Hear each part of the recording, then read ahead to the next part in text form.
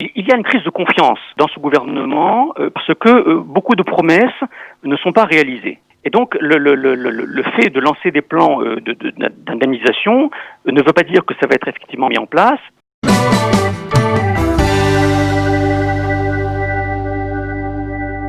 Notre duplex quotidien, Radio Judaïque FM, reçoit avec nous l'économiste israélien Jacques Bendelak. Radio Judaïque, vous êtes là ?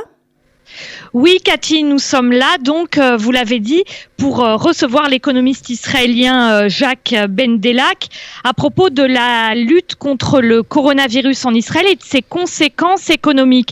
C'est vous, Cathy, qui posez la première question ? Eh bien, avec plaisir. Évidemment, Jacques Bendelak, on se pose la question, est-ce que la guerre du pain va se poursuivre en Israël ? Est-ce que les manifestations vont prendre de l'ampleur et est-ce que le gouvernement a des solutions réelles ? Écoutez, tant qu'on n'aura pas trouvé un vaccin pour ce virus, on ne pourra pas dire que la crise sera terminée. Alors, c'est vrai que le gouvernement aujourd'hui lance un vaste plan d'indemnisation pour toutes les professions qui ne travaillent pas, les salariés, les indépendants, les petites entreprises, qui va permettre de tenir le coup. Parce que certains ne travaillent pas depuis quelques mois et sans doute que le chômage va encore durer dans l'année qui vient. Et donc, ce que on a lancé c'est hier et aujourd'hui, c'est un plan donc sur le long terme dont on avait besoin jusqu'à juin 2021, donc pendant un an, qui va permettre justement de garantir à ceux qui ne travaillent pas un revenu minimum, et donc ça va leur donner une garantie, une certitude que ils auront de quoi finir leur mois plus ou moins autant que l'on puisse le faire quand on ne travaille pas. Ce qui concerne l'indemnisation des chômeurs. Indemniser les chômeurs, ce n'est pas suffisant pour résoudre le chômage. Et là, je crois qu'il faudrait faire beaucoup plus parce que nous allons connaître des taux de chômage que Israël ne connaît pas depuis longtemps et que pour résoudre ce chômage, il faut mettre des plans de relance, des plans de sauvetage en marche. Et ça, pour l'instant, on ne le voit pas vraiment. Jacques Bendelak, quand vous dites effectivement qu'Israël connaît des taux de chômage importants, 5 fois plus aujourd'hui qu'en février, 21% des Israéliens n'ont plus d'emploi. Comment ça s'explique le fait qu'il y ait ce confinement et que le chômage augmente d'une façon aussi importante ? Qu'est-ce que ça dit sur l'économie israélienne ? Ça dit que l'économie israélienne n'était pas prête à ce type de crise, que le système de protection sociale en Israël était trop faible pour soutenir la population dans ce type de crise, et que lorsque l'État désinvestit pendant des années dans le social, dans la santé, dans les infrastructures, eh bien on se retrouve dans une situation inconnue, où on n'est pas prêt à faire face à ce type de crise après un confinement aussi long, quoi. Et donc, il faut effectivement mettre en place aujourd'hui des mesures, inédites, qui devraient permettre de résoudre ce type de crise. Je vous donne juste un exemple. Ce que vous appelez en France ou en Europe le chômage partiel, en Israël, ça n'existe pas. Ce n'est pas reconnu comme donnant droit à des allocations. Et donc, un tas d'individus qui sont en chômage partiel, qui n'ont pas été licenciés, font partie de ce million de chômeurs qui, en Europe, n'est pas considéré comme étant au chômage puisque ils sont encore employés par leurs employeurs, mais qui, ici, font partie de ces chômeurs parce qu'ils sont en congé sans solde, ils sont en chômage technique, et donc ils sont parmi les chômeurs, mais ils ne sont pas indemnisés parce que les allocations de chômage en Israël sont très courtes, 6 mois maximum, et ça ne permet pas, bien sûr, de faire face à une crise de cette ampleur-là. Alors, Jacques Bendelak, justement, au regard de ce que vous venez de nous expliquer, pourquoi, d'après vous, l'État n'a pas distribué directement aux salariés des aides, comme ça a été le cas en Europe ? Est-ce que vous pouvez nous donner une explication ? L'explication, à mon avis, elle est surtout politique.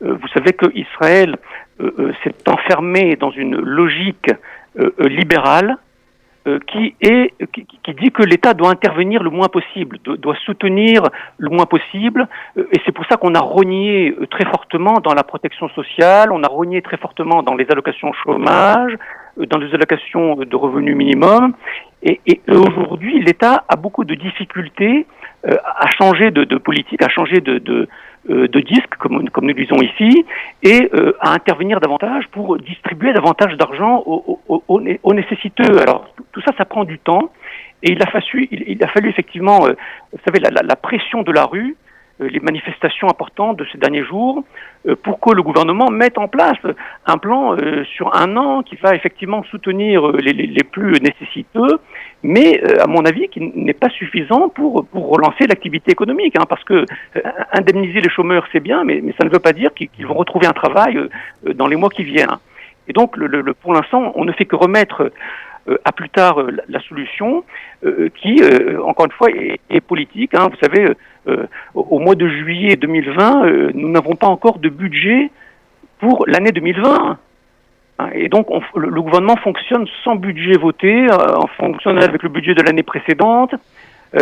On a de grands débats sur la question de savoir si le budget doit être annuel ou biannuel. Ça paraît un peu drôle dans ces situations d'urgence.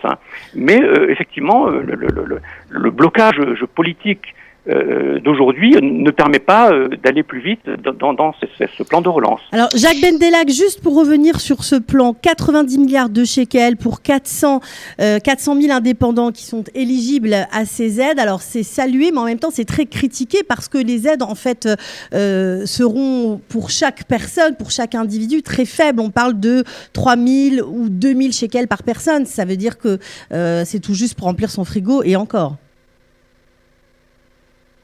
Oui, non, absolument. C'est un plan important parce que ça n'existait pas jusqu'à présent, mais c'est pas avec ça qu'on va pouvoir tenir le coup sur la durée. D'autant plus que ce type de plan, il sera jugé sur sa réalisation. Et en Israël, on a l'habitude des plans, des promesses qui ne sont pas toujours tenues. Vous savez, on a eu un plan il y a 3 mois qui a été réalisé à moins de 50%. Et donc là aussi, la pression de la rue fait que on se demande, on n'est pas sûr que ce plan même minimal va être mis en œuvre correctement parce qu'il y a toujours des conditions très complexes et que beaucoup ne finissent par ne pas comprendre. Et là encore, réussite de ce plan-là, même s'il n'est pas important, dépendra de sa réalisation qui devrait être beaucoup plus importante que la précédente. Et elle dépendra aussi, encore une fois, de la capacité du gouvernement à voter un budget qui puisse prendre en compte d'autres facteurs, comme je pense par exemple des formations professionnelles.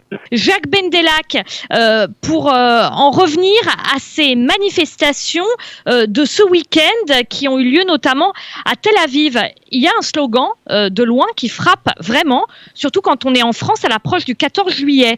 Pas d'argent, pas de pain, pas d'espoir, pas de pain. Ça signifie qu'en Israël, actuellement, il y en a qui n'ont plus de quoi se nourrir alors que c'était le cas auparavant.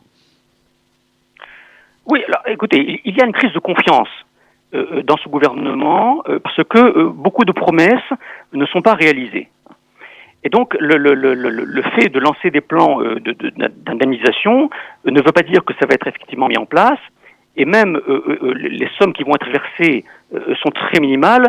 Et donc, elles ne garantissent pas qu'il y ait du pain pour tout le monde à la fin du mois. Et donc, les manifestations vont sans doute se prolonger dans les semaines qui viennent, parce que la confiance du peuple est très faible. Vous savez, on a en tête la révolte des tentes de 2011, qui avait démarré justement le 14 juillet 2011. Et là aussi, il y a un petit peu une coïncidence des faits. C'est que cette révolte des tentes de 2011 n'avait pas débouché sur grand-chose, il faut bien le dire. Et aujourd'hui, les manifestants du 14 juillet 2020 ne voudraient pas que l'on reconnaisse, que l'on remette ce qu'on a connu il y a quelques années. Et donc, on attend de voir les faits et non pas seulement des promesses. Est-ce que vous pensez, comme le reste, enfin en tout cas comme une bonne partie des indépendants, qu'il y a un manque de professionnalisme, un manque de connaissance du terrain à l'intérieur de ces commissions qui décident des fermetures? Est-ce que vous pensez qu'on aurait pu peut-être continuer de donner du travail, de permettre à des indépendants de travailler avec des gens qui connaissent leur métier tout simplement et qui décident de oui ou non ouvrir ou fermer certains secteurs de l'économie? Oui, certainement. Il y a eu beaucoup de décisions qui n'ont pas été très comprises par la population, des décisions même contradictoires, 50 personnes, 100 personnes, 200 personnes, des regroupements, des confinements. Tout ça a laissé un goût amer parce qu'on a eu l'impression effectivement que ceux qui prenaient les décisions étaient un peu coupés du terrain. Il faut le dire.